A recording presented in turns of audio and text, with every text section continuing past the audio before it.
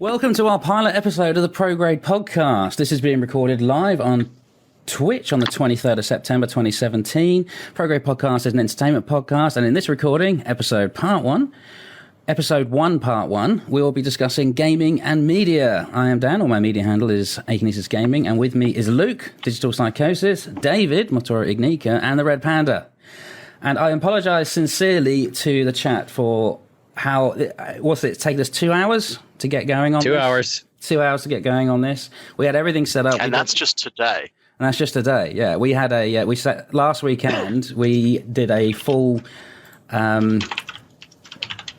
practice run and setup run, and everything was perfect. And then we came in today, and Discord decided it was going to change the way it was going to do things, and it completely mucked us over, plus other technical difficulties. But it is what it is. But welcome to this new podcast. We are the former hosts of Boost and the Space Tape. We've just started a new podcast, the Prograde podcast, which you're joining us for today.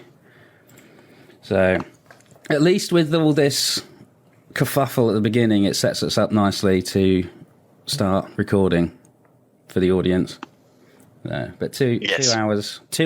I think we're an hour, 2.5 hours late, or 2 hours 40 minutes late, but 2 hours of mucking about and setting everything up. But we're here now. That's about how much sleep I got last night. So, so this is going to be interesting. You're welcome. And because we're so delayed, I think TheReadPanda is going to be a little bit sleepy. But you're saving yourself, aren't you? Yes. Yes. And of course we have Mater with the hats. At least your voice is better now. The outgoing episode of Boost and the Space Tape was an interesting one for you. Who, me? Yes. I don't even remember. Fantastic. All right. So part 1. This is a brave way of doing a podcast. We're only recording this once a month now, and we are going to do the full show, which includes 4 parts, which is gaming and media, then film, music and TV, then science and technology, and then we're going to do the weird and wonderful. But these will be broken up into 4 separate releases over the course of a month. So just a pre-warning here, if you are going to email into the show or whatever with a message, you might have to wait a couple of weeks before you get it read out, even though we'll be releasing episodes in between then, because we're recording this once a month. At this time, anyway. No, we were not doing... We did... Boost on Space Tape was once every 2 weeks, but this one we're going to record once a month, but release every week with the different parts. So it'll rotate through. And the first section is gaming and media. So part 1, this one, gaming and media. And so it's going to be very similar to our old format. And we'll crack into it. So, personal gaming. The idea of Prograde podcast is we now have so much elbow room compared to Boost and Space Tape, which was restricted to KSP because it was a Kerbal Space Program podcast. This time we are going to talk about whatever we want. It will be a sci-fi fantasy heavy theme, but not limited to. It'll be sci-fi and fantasy heavy because that's what mostly we enjoy. And space. And lots of space. Science and technology, we mostly rule by space. In fact, I haven't put anything other than space in this episode, but we have Cassini to talk about, so it's going to rule anyway, regardless. Yeah. Okay. We're going to personal gaming. Does anyone want to kick off as to the latest? All right, I'll kick off. You're excited. Stellaris. I love me grand strategy. I love me some grand strategy. I'm pretty excited for Warhammer Total War 2. But the thing that's grabbed me is the Synthetic Dawn DLC for Stellaris. I have been so excited for this for months because I've been talking about the 1.8 update, and just about every single feature that they've wanted to bring in has all been through that, and it's really exciting. Apparently, I'm really quiet. Okay, I can adjust that. That's fine. Don't worry. Don't even worry about it, guys. I'm more than happy to sort that out. Because volume. Where is volume?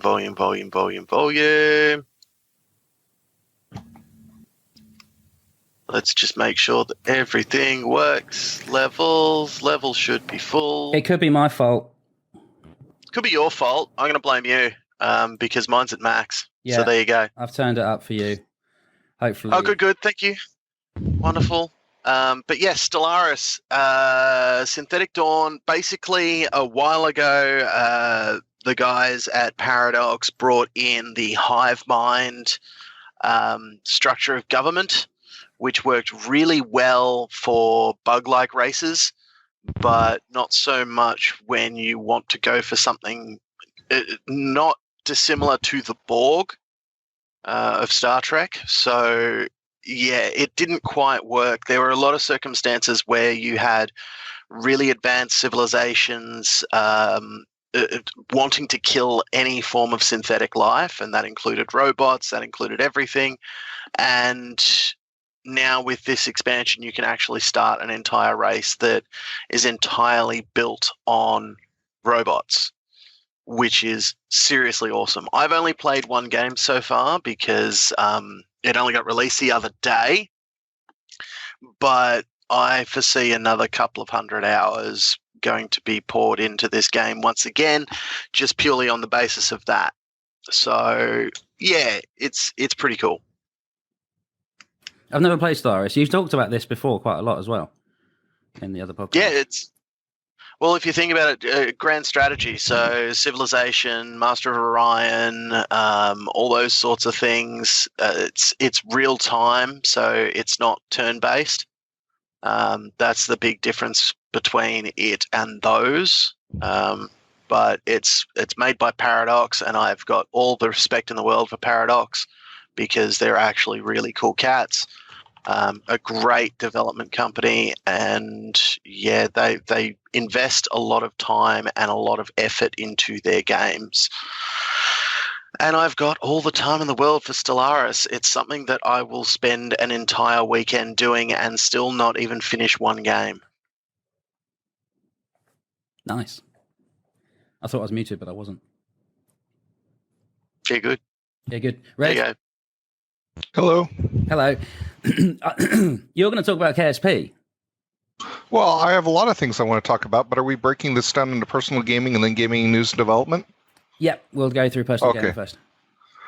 Okay, well, I've been, since we were last on the air, which was an age ago. Eons ago? Yeah, too long. I've finally gotten back to KSP, and I've been starting. I've just recently started a new career using just Wild Blue Industries and Kerbal Planetary Base System and Snacks for colonization purposes.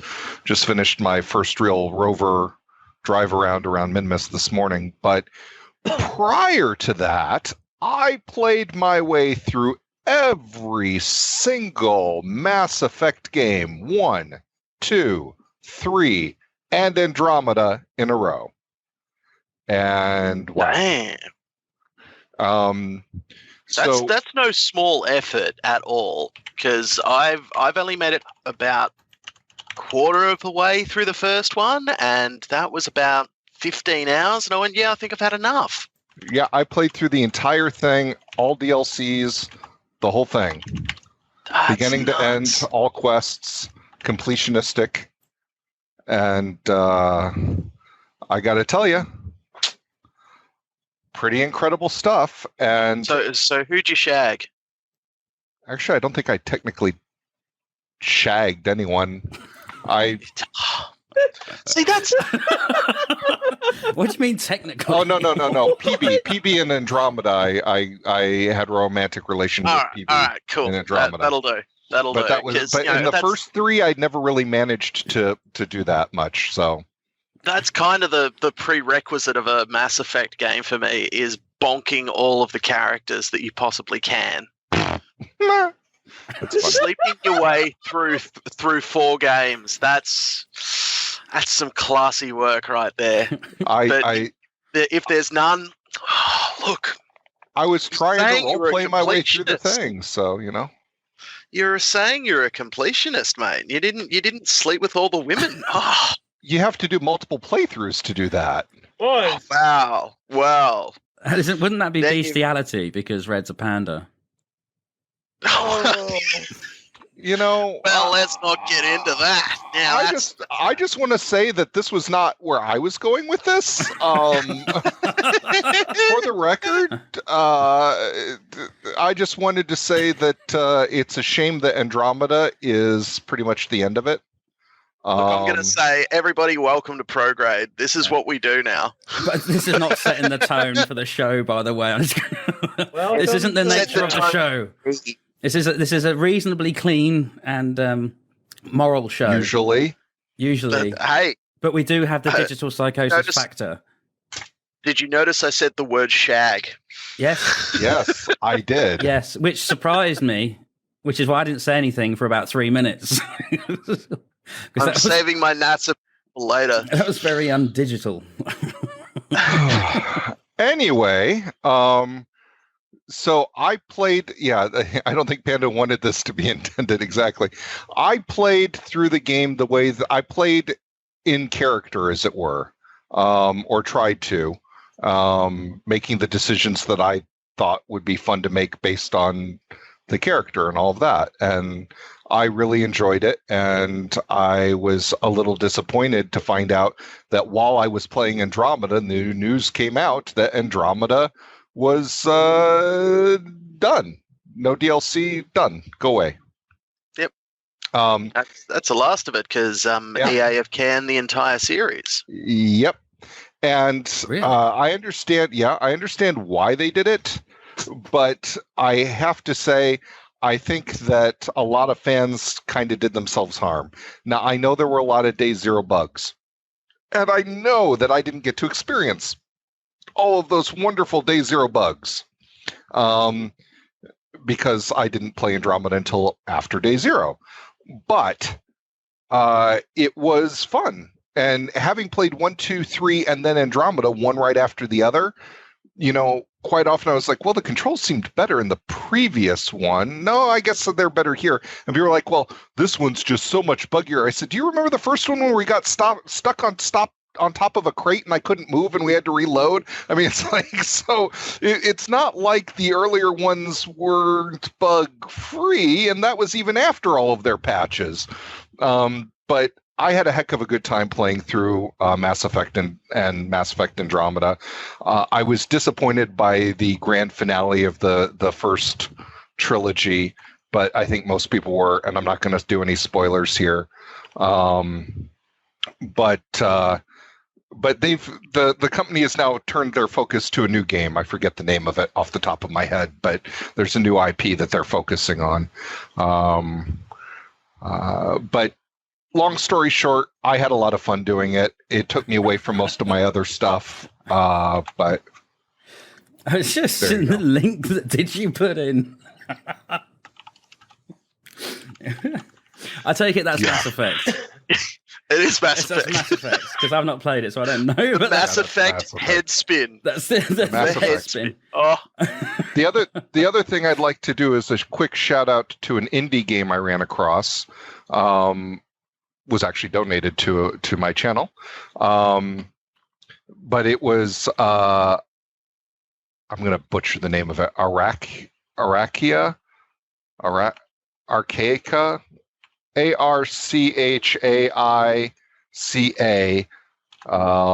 Path of Light. Archaika. And it's if you've ever heard of the game Ket. Basically think of laser beam puzzles where you have to either like splitters, reflectors, mirrors, energizing crystals you have to shine light on, that kind of thing. It's a really good game. One of the developers actually stopped in my channel. It was made by a company called Two Moose. Hold on here a second. What? Two Moose? Hold on. Moose. Two Mammoths. TwoMammoths.com, and it was made by two brothers who made it. The graphics are great. The sound was great. I didn't find any real bugs other than something with the achievements at the end. It's it's games like this that give me faith in indie developers still, because there's so many games out there that that are just like people have taken stock assets and slammed something together and gotten on early release and sold it. This is not that. This is a good game that deserves attention.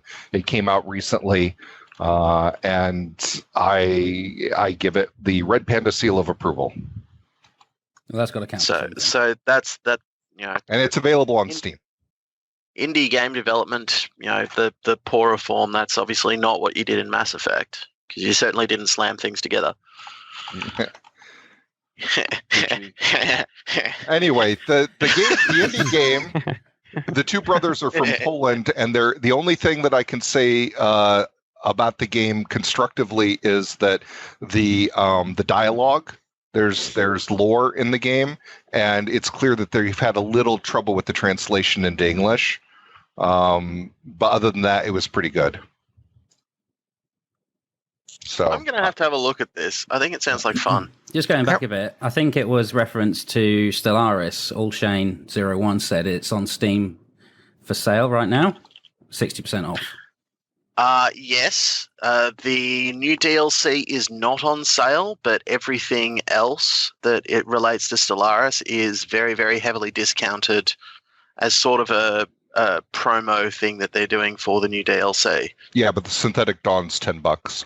Yeah, Synthetic Dawn's $10, but everything else, including the upgrade packs to the premium versions of the initial release, they're all very heavily discounted. And honestly, the vast majority of those DLC, totally worth it. Absolutely worth it. Particularly the one that allows for alien megastructures like ring worlds and Dyson spheres and all of that. It's really cool. So, yeah. Well, I got a friend that's trying to get me to play Factorio at the moment. Man, Factorio, that's a time sink and a half. Yeah, just a bit. That's why I don't have it, because apparently it's so addictive that I don't know. I'm glorious. I'm scared. It's glorious. There is another streamer. I'm going to give a free plug to an Australian streamer by the name of Root Negative. Yeah, I know Root Negative. He also has a YouTube channel, which is, I think, Negative Root. Yeah, I can't remember. It's something like that. But he does a lot of Factorio tutorials, and they are absolutely stellar. They are really, really good, and it will show you how to do things really efficiently. So give love to Root Negative. He is a champion. Mesa. Yeah? Do not adjust your camera. For the love of God. I'm fixing it. Oh, jeez. There. You're still there. right at I fixed it. We're good. We're good. No more technical issues. You got anything further to add, Red? No, that's it for now. Until we get to the second section. Yep. Yay. Yeah, EA. So EA does Mass Effect. Yep. And it's riddled with bugs. Huh. If I could rotate my head, I would totally do that. Well, name me a triple A title that is not riddled with bugs. Well, no, indeed, quite. I mean, think about all the bugs that still exist in Fallout 4. StarCraft 2. One of the biggest AAA first-person games of recent note, and it's got bugs left and right. I mean, you can't. Yes, it's got bugs, but so does every game out there. And the bigger and more complex the game is, the more bugs you're going to get. Well, that's it, isn't it? I mean, now, especially, do you think with downloads and stuff? This is perhaps getting on to the next section a bit, but with downloads and stuff, that it allows the company to be, I don't know, a little bit eager to release, perhaps a bit too soon, or lazy. Well, that plus the fact that they seem to rely on a lot of mods to fix issues in their games. Yeah. Yeah, we'll get on to a bit about mods. That's for my development section. Yeah, I've got some stuff to talk about as well. All right, Mesa, what you're gaming? I've been playing Happy Murder Death Kill. Happy Murder Death Kill. Or if you prefer the actual name of it, PlayerUnknown's Battlegrounds. I've been addicted. 30 hours in the past 2 weeks. PUBG, I've heard so much about. I haven't played it. I probably should. Pretty sure a guy at work came up. Well, a guy at work did come up to me. I think it was PUBG he was talking about. And said, have I played it? I have 83 hours in the game, and I still haven't won. What is it? I'm disappointed. It's a battle royale. Wait, you really don't know about it? I've heard of it. No, I don't know about it. It's a battle royale. Break it down, Beta. Look here, horseface. I'm talking. You hear me? You hear this? It's mine. Mater's time. My time. I'll shut up. All right. Okay. I get the hint. I'm sorry. Okay. I'll shut up.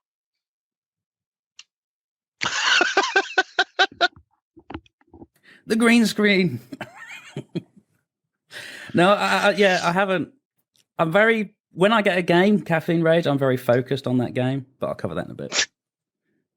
There he is. PUBG, Mater, right. Take it away. It's all yours. Okay, my turn. PUBG, last man standing battle royale deathmatch game, basically. You've seen UHC. It's basically a UHC, but with guns and not in Minecraft. Yeah. That is the simplest way to put it. Okay. Multiplayer, I take it. Not NPC. Oh, yeah. You get dropped onto this map with 100, in a group of 100 players, and the plane goes over the map. You can jump out wherever you like after it starts crossing over the land, and you just fly down, pick a spot, start looting, kill people, or be killed. Great storyline content, then. Mm-hmm. But it is, I think, one of the top games on Twitch as of late. So, oh yeah, yeah. See, I haven't even been on Twitch recently.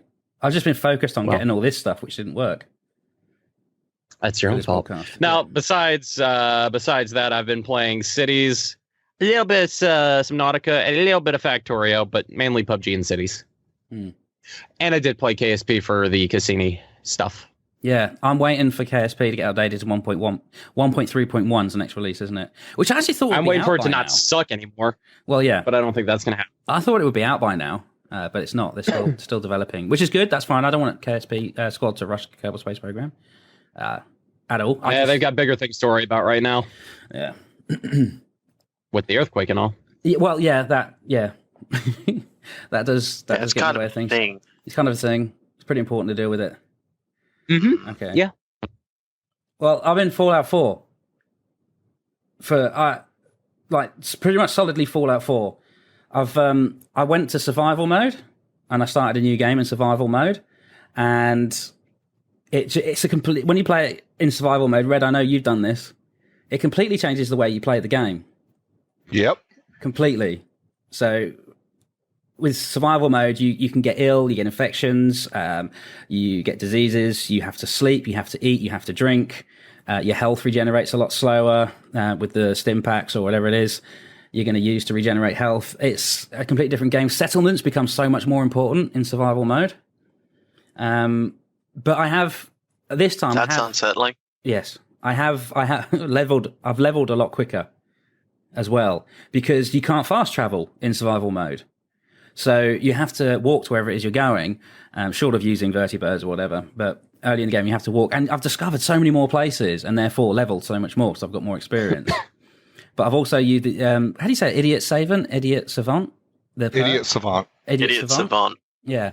So I've been using the Idiot Savant perk this time round, which really boosts you. Really boosts you in the lower game. Well, and through, really.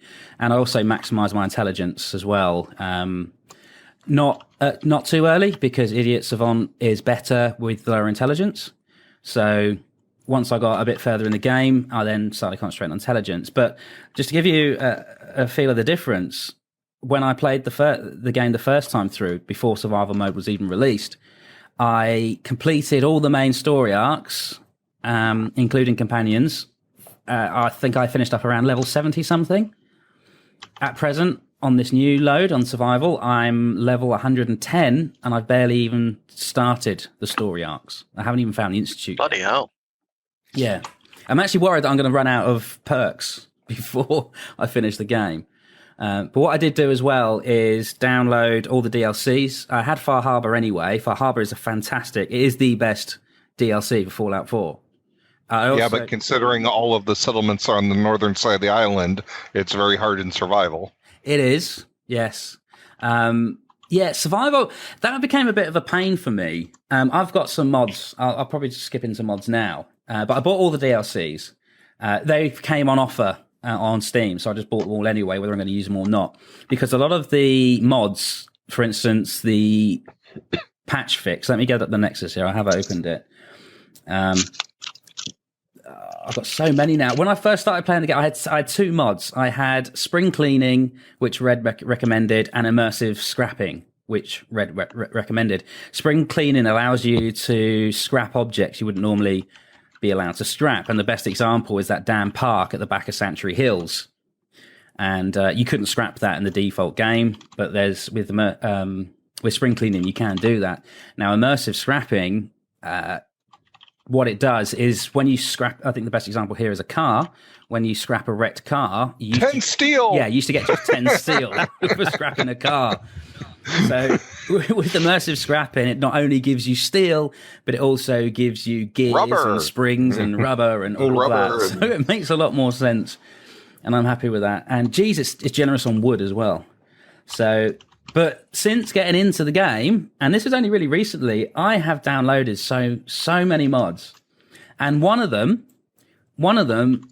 is the ability to quick save in survival mode. Because I was fed up of having to find a bed, and then you sleep in the bed for an hour, and then you wake up and you're ill with parasites or insomnia or something. So, and not only that, but it allows if you're going through a big quest. And you don't come across a bed, so you can't save the game, and then you die, and then you have to start the whole quest again. Although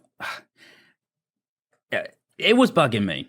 I don't have a lot of time at the moment, so for things like that, I don't want to waste time trying to find a bed or deal with parasites when I don't have much time to play the game in the first place anyway. So that is a really good mod for me.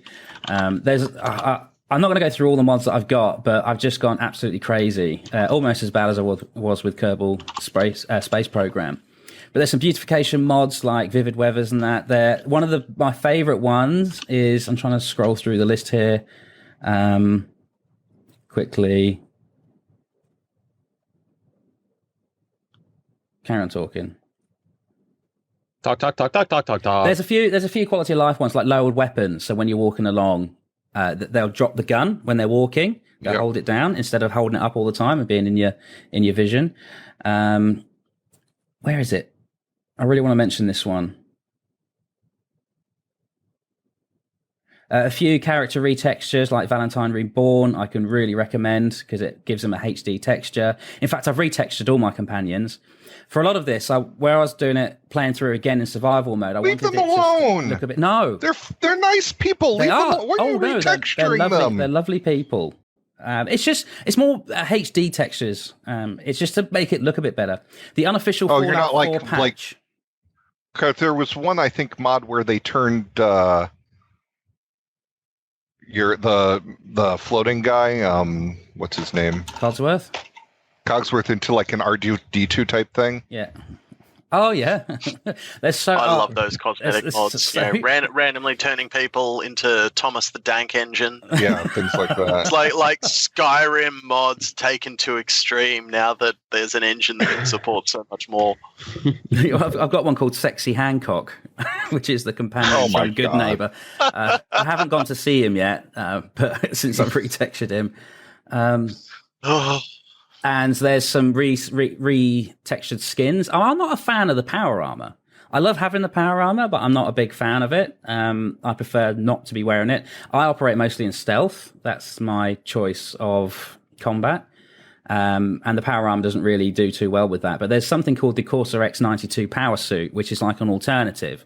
It's a suit, but it gives you some power armor perks. So when you customize the power armor, you can get additional things. Can you fall infinite height and not die? Yes, you can.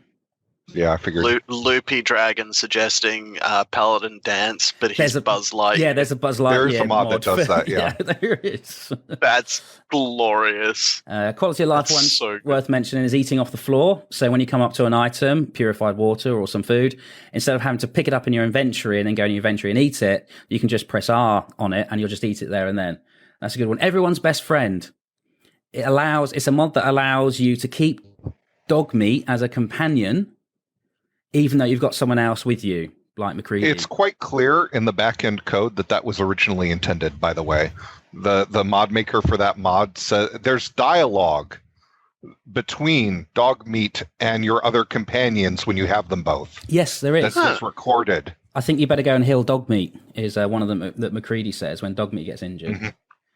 Yeah, so it was clearly intended that you could have dog meat plus one companion, and they changed that at some point, but the dialogue is still in the database, and the code is still there. So what the guy did for the mod you're talking about, he basically just went back in and made a few tweaks and brought it back out. Yeah, there's quite a few things in the game that are like that, where there's a lot of game in the game that was not removed from the game, but just unscripted so that it cancelled it out.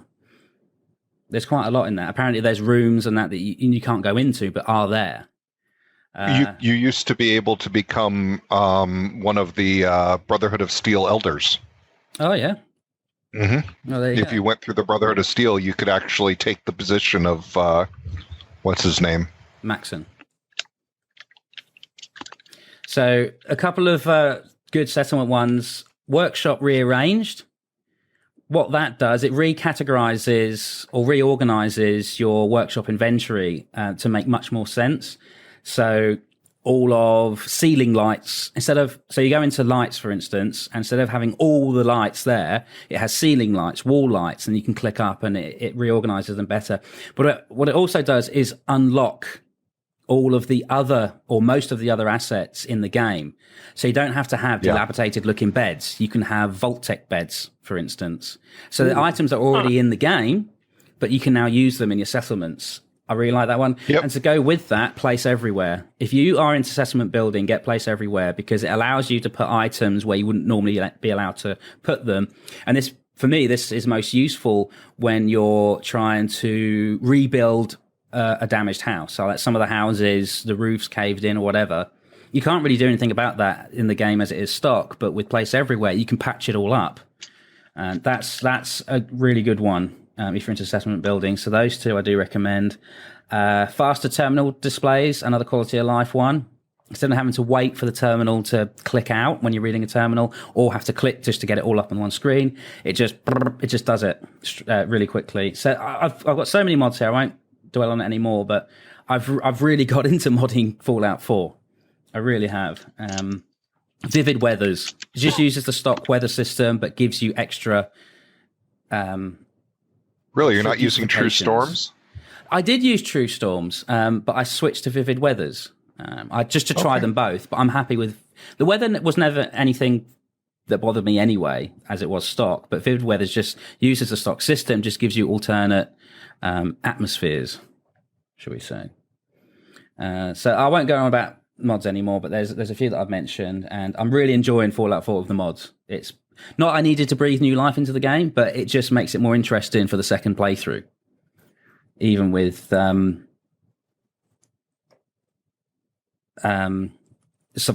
with it being survival mode. Far Harbor, definitely the best DLC.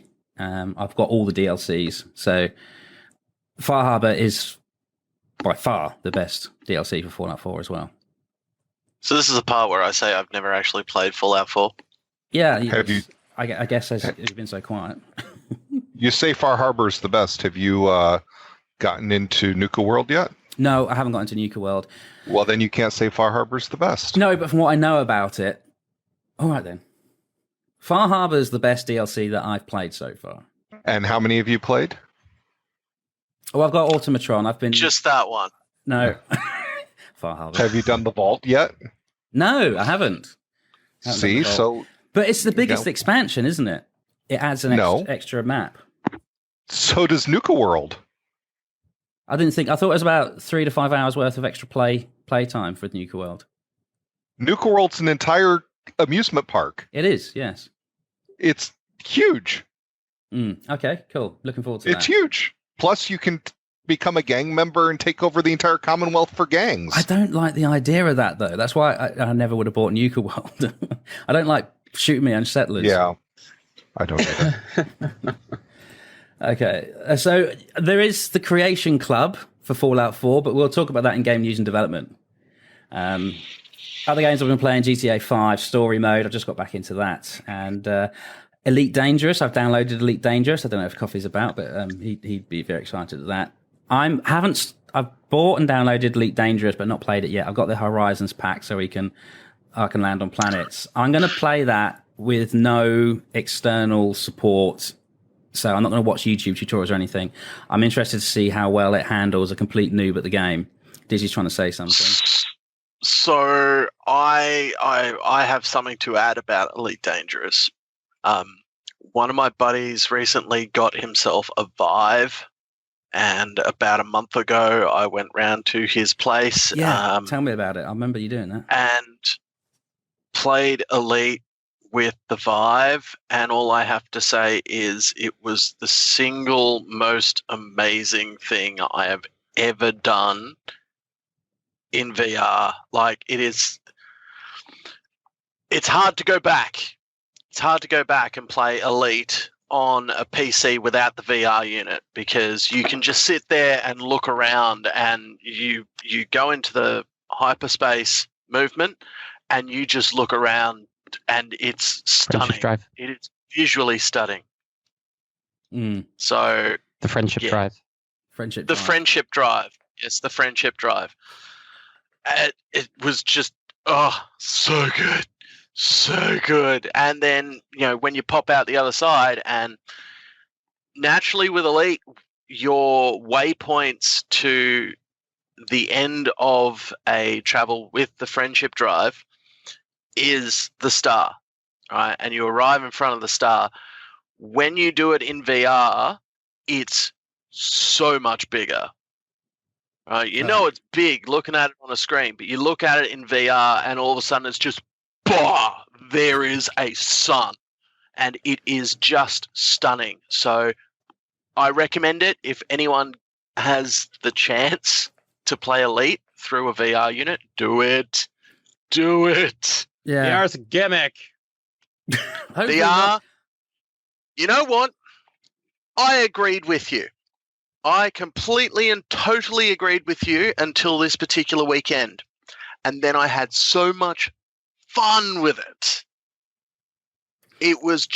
Yes, it's a gimmick, but it's fun and it's amazing and it's absolutely stunning. Well, Fallout 4's got VR as well now.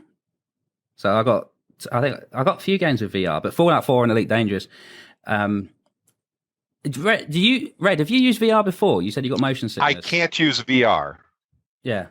I remember you talking about this before. For physical reasons, I cannot use VR. So anyone who's all about how VR is the next phase of gaming and everything's going to be in VR, great. You're now isolating about 10% of the population to 15% of the population has eye issues that make VR impossible.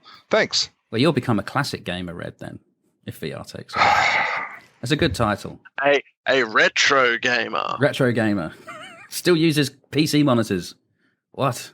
Yeah. I have. You mean you need to play with your hands? It's like a baby's toy. Back to the Future 2. The Elijah Wood scene where they're playing the gun game in the. Never mind. Too long since I've watched it. I'll just get back in my box. Yes.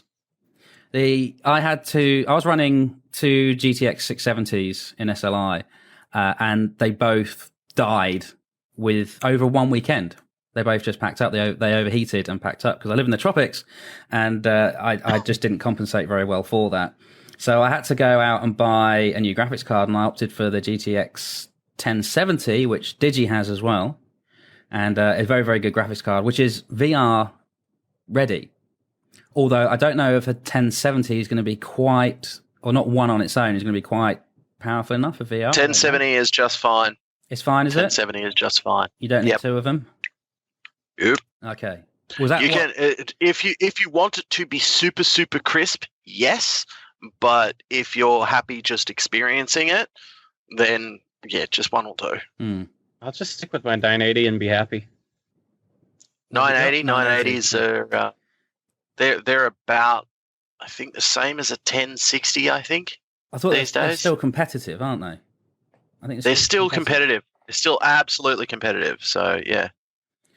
Well, after installing the 1070, my CPU then became the bottleneck for gaming. So I looked at upgrading the CPU, but to upgrade the CPU, because I've got an i5 3570, I need to... That's pretty much, short of the i7 variant of that, that's pretty much the best processor I can have in my motherboard. So to upgrade the CPU, I need to upgrade the motherboard and the RAM. So I probably do that before I do VR. You definitely need an i7. Yeah. There is no doubt about that. Yeah, a lot of games don't like i7. They don't like the hyper-threading. So I'll have to do research into it. But I've been using a Gen 2 i7 for ages, and I never have any issues with anything. No? Well, I overclocked. Yeah. I overclocked, because I got the 3570K, which is designed to be overclocked. I overclocked it up from 3.4 gig to 4.4. And now I have to have the aircon running constantly in the room when I got the computer on so that everything doesn't overheat. But it works well. It's no longer bottlenecking. Although I do bounce between 70 and 90% a lot of the time when I'm running Fallout 4 or GTA 5. So its time is limited. So I'd have to do another computer upgrade before I go to the VR stuff, I think. But I am keen to try it. In fact, the computer shop down the road here has got one for demo. I'm going to go in. Next time I go in there, I'm definitely going to put the headset on and have a go. I am interested. It's good fun. The only thing that I've been doing, which I want to mention for a reason, I don't know if anyone likes the Mech Warrior series, but Mech Commander Gold, the first strategy version of it, I absolutely loved that game. One of my favorite games. I downloaded it off abandonware. Now, thinking that I'd have to get an emulator or something, Windows 10 will run old games. It will go backwards compatible for old games. So I didn't need to do any emulators or anything. I could just download Mech Commander Gold, which is a Windows 95 or 98 base game. Windows 95 base game. And I downloaded it from abandonware, and you have to go through a couple of little processes in Windows 10 to do it, but it's so easy to do. So anyone that's thinking of getting some old games that are no longer supported, so games from abandonware, for instance, which is a site that I heard Caffeine Rage talking about in his podcast, I found it on there, downloaded it, and Windows 10 will run it absolutely fine. If you try and put the scale up on the ratio, it does go a bit weird. So you do have to put up with a bit of the old clunky graphics, which you would do anyway. But it's absolutely perfectly playable, and I recommend it. If anyone's thinking, I used to play that game and I really want to play it again, you can do it if you've got Windows 10. It's very friendly for being backwards compatible. That's why I wanted to mention that. You know which game of that genre I absolutely loved? Heavy Gear 2. Yes, I remember. I never played it, but I do remember that as well. Heavy Gear 2 was fantastic. It was around the same time as Mech Warrior 3. Mech Warrior 3 was excellent. Best one. Absolutely excellent. The storyline in it. Of the Mech Warrior series, it was the best one. Yeah. But I feel like Heavy Gear just got the formula that little bit more right. Okay. Yeah, that'll be interesting then. Yeah, Mech Warrior 3, the storyline in that was absolutely beautiful. And the best part about it, the CD itself was actually the soundtrack. So you could play the CD. I remember some of the old CDs being there. Mech Warrior 2 as well, I think, did the same. You could put it in the CD player and play. It's like Quake, because the Quake soundtrack was on the CD. So if you wanted to play something else, you just replace the CD. You just put something else in there. And I used to listen to the Presidents of the United States while playing Quake. So I'm just traveling through shooting enemies, just listening to millions of Peaches for me. It's just ridiculous. Yeah. I've downloaded a load of Star Wars games went on sale on Steam as well, so I've downloaded a load of them. One of them being Dark Forces 2, one of my favourites. So I'm going to play that soon as well. But Nice. there's some retro gaming there. Talking about retro gaming. See, Red, you still got a future in streaming without VR. It's great. Okay, should we move on to games, news, and development? Yes. Yep. Yeah. Who wants to kick it off? Not it. Red, go on. The only news I've got is what I mentioned earlier about Total War Warhammer 2. So I'm happy to hand it over to anyone else. Oh, just going back. Conquerone. Total Annihilation. I love that game. Oh, Absolutely TA. love that game. Just come up in Freaking chat. love TA. And apparently Red won't agree with me, according to Emerald, about the Windows 10 and game compatibility, which I don't think a lot of people will, but I'm just saying that it will. No, there are a lot of games that I've been trying to get to work in Windows 10 that simply will not work. And I've been banging my head against it because a lot of them are the puzzle type games that I love, but there's just no support for them. They're simple EXEs, and no matter what compatibility mode I set, they won't run. But anyway, game news and development. Well, we could babble about Bethesda Creation Club, Aki, since that's on your list. Yes, we could start with that, couldn't we? Since you've already talked about mods for about 5 days here, and yeah, sorry about that. Might as well just segue right into that. I'm going to bop you on that one. What do you think about Creation Club? What these aren't paid mods. They're just mods. Yeah, these aren't paid mods. These aren't paid mods. Let me get my my notes up here. So these are absolutely positively not paid mods. I'm sure Caffeine Rage is going to come in on here as well. He's in chat. So yeah, Bethesda, it's Steam, wasn't it? Steam tried to push for paid mods, and the backlash from that. Was it Origin? Was hilarious. Yeah. Well, Bethesda was all part of that. Don't make it sound like it was Steam's idea. I know, but it's like Bethesda just sort of watched to see what was happening. And it was a really... Well, they were behind it because they wanted the money. Yeah. Well, there's so much to talk about in... So Creation Club is something Bethesda brought out for Fallout 4 and Skyrim, I think it is just at the moment, which... Although they haven't released any content yet for the Skyrim one, as far as I know. No, they haven't.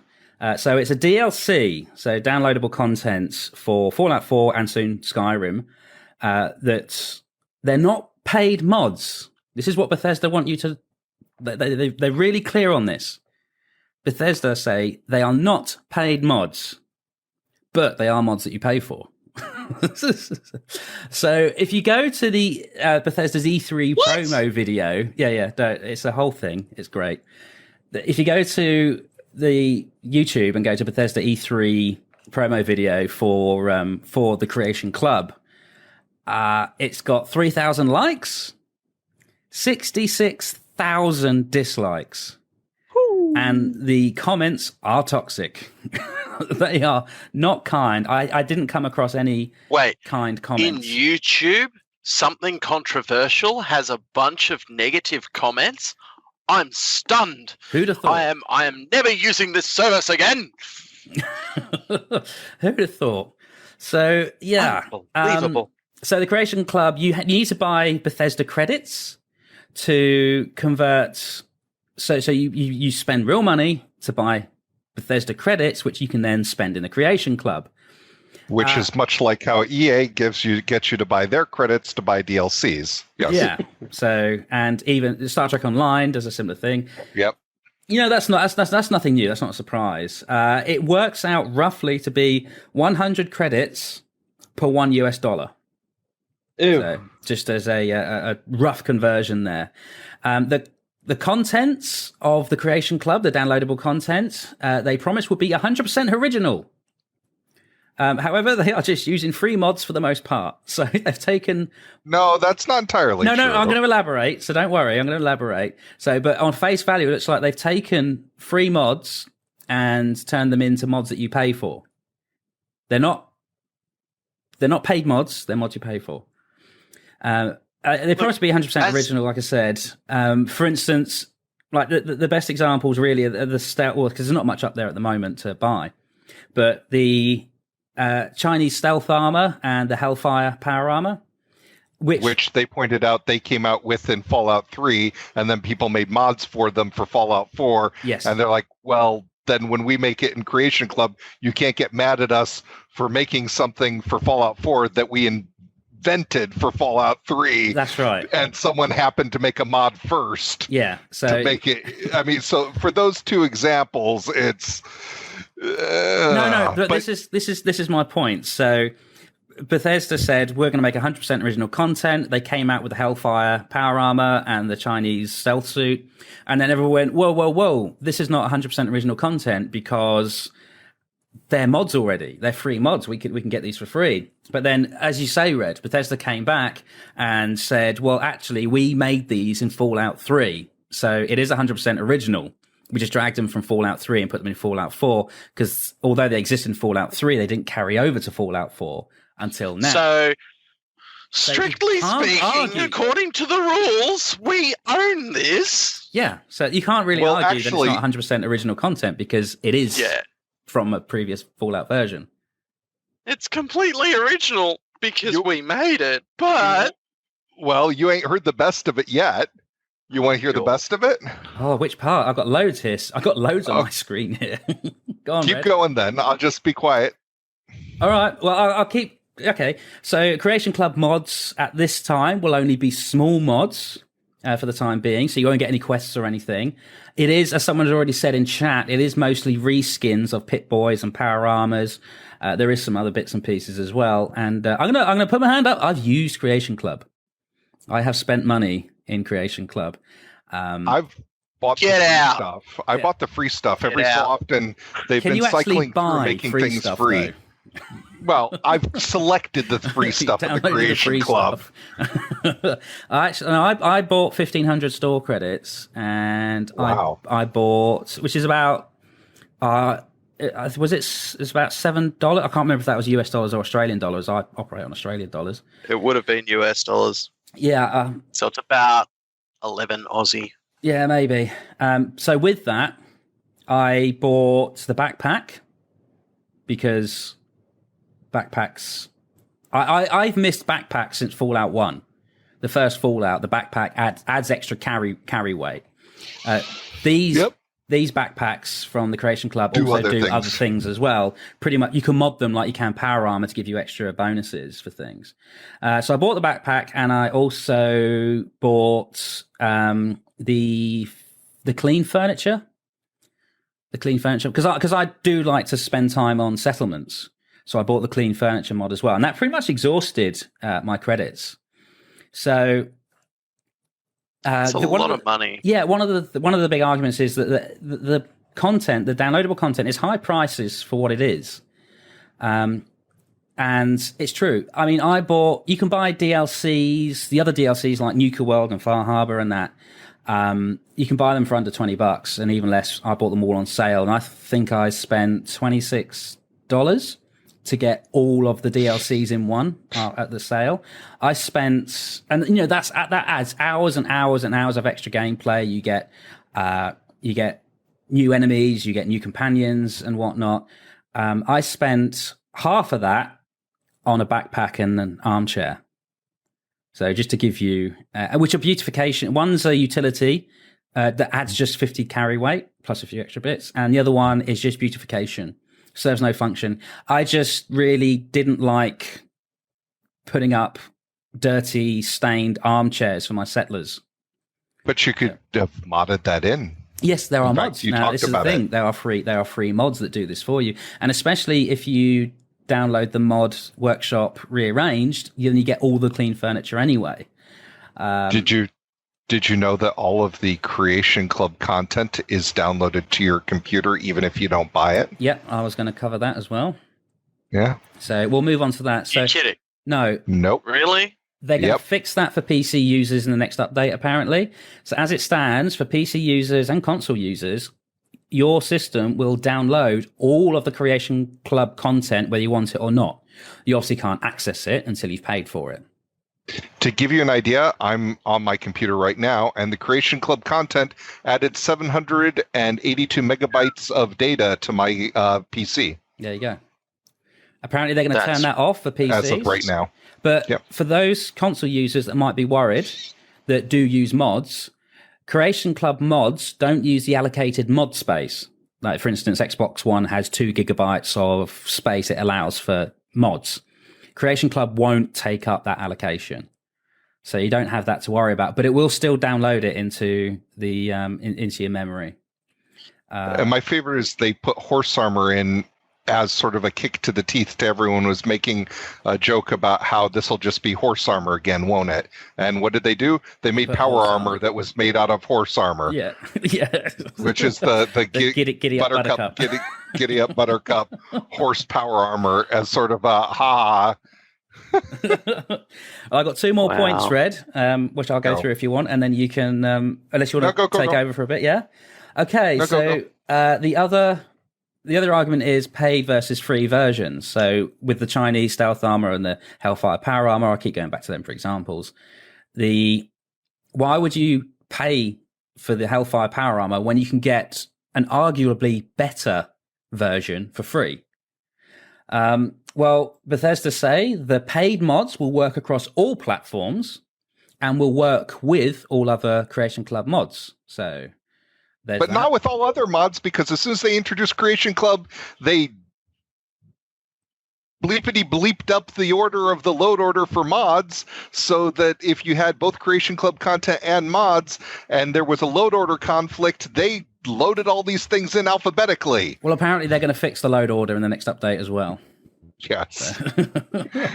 So among a few other things, Creation Club mods can make additions and changes to hard-coded content that modders don't have access to.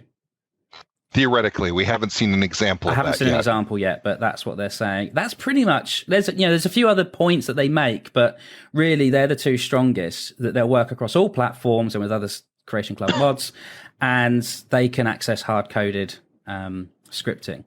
So, as they exist now, the size of the files is limited such that you couldn't even come close to doing something the size of Automatron or anything even like that. The system, the files that they're using right now can only have so many entries, and those entry limits are going to prevent large mods from being put in. Yeah. Now, they've said that there's a way around this, and as Caffeine Rage has said, changing certain main files, but we don't know, and that seems unlikely. The other thing you didn't mention is the mod makers. The mod makers get paid based on how many hours it theoretically would take them to make it. Yeah. We don't know what that amount is, $100, clearly no more than 1,000, and never get another penny. One-off payments. One-off payment, and Bethesda now owns it, and all rights related to it, and everything about it. Well, that could work either way for the mod maker, if it's... but, yeah, they're contractors. Yeah, this is a good point. So... mod makers make this stuff for games, and we're not just Fallout 4, the entire gaming spectrum. They all take their own hours out of their own day and put their own hard effort in to make these mods for us, which I think is really underappreciated. A lot of mod makers get a lot of stick because they don't work with other mods, or it's not updated quick enough, or there's a few little niggles in it that haven't been ironed out yet. So mod makers do get a hard time generally, not all of them, but a mod maker certainly shouldn't set out to make profit from a mod. And the only way at this time that they get money for their effort is through donations of the people that are downloading it, which is out the goodness of the user's heart. So it's a bit of a funny relationship. If we're going to turn it on the flip side, this method of paid mods or mods that you pay for is a good thing for modders in that they will see reward for their effort. The odds that you are a mod maker who would be allowed to make a mod for Bethesda, that's the other question, because it's clear that it's not exactly... What it feels like is it's a lot of people who are friends of Bethesda and people who are working already on other things for Bethesda. Take a look at the most recent release of Creation Club content. How about the BFG? They added the Doom BFG to Fallout 4. For $4. They added the Prey armor to Fallout 4. They're adding content from their other intellectual properties into Fallout 4, which are most of which are completely lore breaking, just because it's fun. And with that, you pay, like the BFG gun is 400 credits, so it's about $4 to buy, but you can't customize it. The same with the Doom armor as well. You can't customize it, so you can't take it to an armor workbench, open it up, and upgrade the armor or give it specific damage resistances. So it is what it is as well. And I want to say what All Shane just said in chat is, as a mod maker, I make mods for me, not for anyone else. Stuff I want to use, then I just share, which is good. I mean, I know that there are mod makers that make mods for them and only let them use it. So you'll be watching someone play a game. Again, Kerbal Space Program's a good reference here, where you see people with this content. Like, where do you get that from? He said, I made it. Oh, can I have it? No, I'm not releasing it because they don't want the headache. That I have to support it. Yeah, they don't want the headache. They have to support it and make everyone else happy because yes, I'm going to say it again. The forums can be very whiny. Look, I want to play devil's advocate for a moment. This is something that I think Mater can probably relate to quite well. Hello, I'm here. Is Mater still awake? I'm here.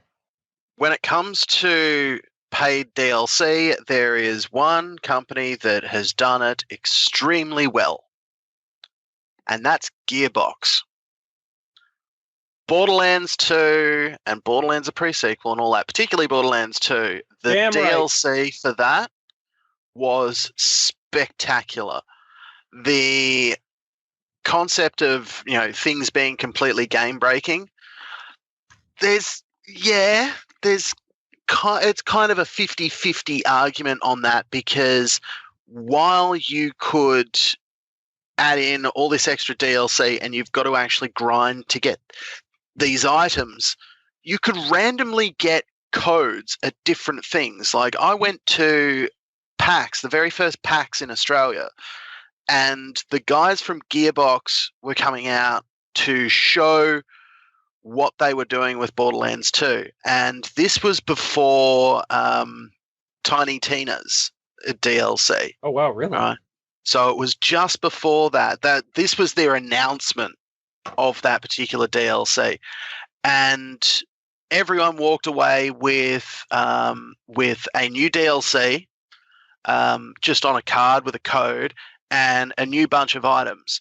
Anyone who actually cosplayed actually got given a loot crate, and the loot crate was there was actually a foil pack of cards which all had codes on them for items in game. Wow. The issue I have is not that they are doing this. I want to be clear. This is fine by me. It doesn't bother me. It doesn't upset me. The way they've rolled it out and the way that they marketed it versus what it actually is a flat out lie. Oh, totally. Is it paid mods? It's paid mods. Don't get me wrong. Not as bad as No Man's Sky lies. The only don't you dare. That was a $60 enema I wish I could take back. All right. I felt like I had my shit pushed back in with that one. Oh, God. You have to talk like that way, Digi, please. Oh, man. No Man's Sky made me so angry. The more I was happy with it to start with, and then it got to a point where I just went, you know what? Now I'm actually mad. Anyway. Let's go off. So back on topic. I'm not fighting the fight for, the way they're running their particular model. I'm fighting the fight for paid DLC in general. There is a way to do it, right? It works really well when you implement it properly, and you can charge stupid amounts of money and people will pay stupid amounts of money for it. Hell, I don't know how much money I have actually spent on buying Borderlands DLC. Just skin packs. Mm-hmm. The problem I have is that I expect in the near future we will see things made for Creation Club that would not be makeable in the Creation Kit. My fear is that they will start giving tools to people in the Creation Club that cannot be done in the Creation Kit. And my fear is that if they start making changes to the main files, it will start making some of the mods no longer work right or be unimplementable. I fear where this slope leads. I fear the nose of the camel under the tent flap. I don't fear what's going to happen right now. I fear where this is going to lead. There's way too much that, I don't think it'll even happen with Fallout 4, because I feel Fallout 4 is established enough in the modding community that it probably will be okay. What I'm worried about is what's next. What's the name of that new IP that's coming out from Bethesda that's supposed to be the space opera open world thing? Can't remember. I don't remember the name of it, but it's their next big IP, right? So it's massive. What? It's absolutely massive too. But if they go down this path from day one with the Creation Club, Starfield or something like that, yeah. If they go down this road, we know they're working on this IP. We know that they have said that they will not work on the next Skyrim game until this one is done and out. So I think that this has the potential to lead to a very bad place in the future. I've seen too many things in the past go down roads of good intentions and end up crashing and burning horribly in situations like this. So the greed factor is what's going to get them. And maybe I'm wrong. Time will tell. I think Fallout 4 is established enough mod-wise that they will be forced to not do some of the things I'm talking about when it comes to the content. But I fear where their next intellectual property or next big release will be when Creation Club is there day one. Yeah. And when does it come when content that should be in the main game is in Creation Club day one? Yeah. Well, just to wrap this up, I think a lot of people are worried about this for a few reasons, but one is that they seem to be losing touch with their fan base. What was the game you were talking about previously, Jiggy? Jiggy. Well, Jiggy now. Jiggy Digi. Yeah, now I'm having Banjo-Kazooie flashbacks. Get jiggy with it. Was it Borderlands? Borderlands is a good one. They sound like that they really care for their audience. They do. Yeah. They do. And beyond belief. And things like Creation Club, the audience feels they're being put out of touch with the manufacturer of the game. In this case, it's Bethesda. So they probably feel like they're being milked for more and more money when it comes to mods, because mods are definitely a thing. But they also keep the game going. Fallout 4 is an example of that, and especially Kerbal Space Program. So Creation Club is a long-term project for Fallout 4. They've said that, with monthly releases of new content. So this is going to stretch out or dare I say, kick the arse out of Fallout 4. So one of the other concerns is that this is going to delay the release of the next Fallout edition, if there is one, so Fallout 5. They're just going to try to breathe life into Fallout 4, and they should, because Fallout 4 is still a very good game, but it's made even better by the modding community. And I think a lot of the audience are just feeling that they're probably being milked now for more money, because the games are expensive to buy in the first place, and now they're just wringing the cloth out for every bit of cash they can. And so far, nothing is actual gameplay content. Everything is armor, weaponry, things to put in your settlement. Nothing is like Far Harbor DLC. Nothing is a DLC. They talked about this being mini DLCs. Yeah.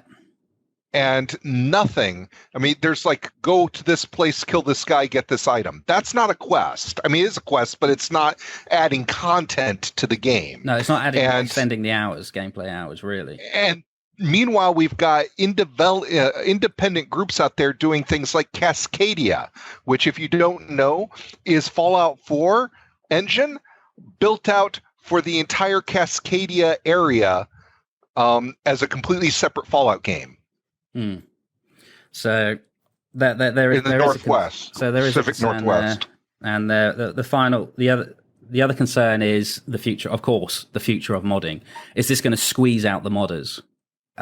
Bethesda said they're not going to apply copyrights. So if the existing mods that are free versions of their own, Bethesda said no, keep those free mods there. That's fine.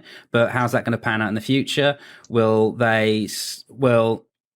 For additional mods that they're going to make, so they make an entirely new power armor again, and then someone does a free version of that, and Bethesda are going to go, no, because they do hold the rights to take that mod down if they want to. And is this going to turn modders into people that are just going to put up loads of mods to try and get on that paid modding bandwagon with Creation Club? There's a few things to think about there. We don't know. Hopefully that's not the way it's going to go, because I'm hoping this isn't going to remold what modding is for games. And I think that is the main concern, is what is the future of modding for games? Because modders can make a game. Free modders can make a game. And if the companies are going to turn around and... Yeah, KSP. And if the companies are going to turn around and say, yeah, no more modding for you, you have to buy our mods, then it's just out of bittiness alone, people are going to just not do that. So, right, we'll leave that section there unless anyone's got any final notes to make. No. Oh, Caffeine Rage. I said it on my podcast. Caffeine Rage does the Video Game Logic podcast, and I'll repeat it here. This requires a level of trust that I haven't had in Bethesda for a very, very long time. I think that's a general feeling for a lot of people. I think you haven't seen anyone that loves this idea. You got people that hate this idea, which is probably about 95%. You got the 5%, which are people who are, let's see what happens with this. But I don't think there's anyone, and if there is, they're very, less than 1% of people will be going, oh, this is fantastic. So we'll just have to wait and see what happens with it. It's put on the forums. But at the same time, healthy skepticism is often the par for the course these days when it comes to game development companies. Well, at the very least, hopefully it'll keep the gaming company in check. If they're getting a lot of pushback. If everyone's just like, yay, then they'll go, brilliant, and they just put a whole load of paid mods onto us and just cancel the free mods. But let's see how it goes. No doubt we'll come back around to this at some point in a future episode. But I think we'll wrap part one, the gaming and media section of this podcast. We'll wrap this up now. Digi, are you going to finish us on a good note? Yeah, why not? You guys mentioned getting jiggy with it. Made me think of Will Smith. So I got a question for you. How do you find Will Smith in the snow? You look for the Fresh Prince. And this is how this podcast is going to run, folks. You're welcome. Right, those in the audience, we'll be back. We're going to take a short break, but we'll be back for part 2 of this episode, which will be film, TV, and music. So, yeah, get out, Digi. So, thanks for listening thus far. This is the gaming and media section wrapped up, and we'll be back with part 2. We're not actually stopping the stream here, though, right? I'll stop and restart the stream. Okay. Yeah. So why not just play the interlude? No, I'll be interluding. I'll be interluding, but then I'll refresh. Okay. So, but it's just to cut. Yeah. If you stop and start it, all the hosts go away. I do. Yeah, I'm aware of that. We'll have a chat about that. You know what? Just run it. We'll just run it through, and we'll talk about it later. Yeah. Okay. Right, folks. We'll be back with part 2 soon, which will be film, TV, and music. So this is part 1 over, and we'll see you in the next one.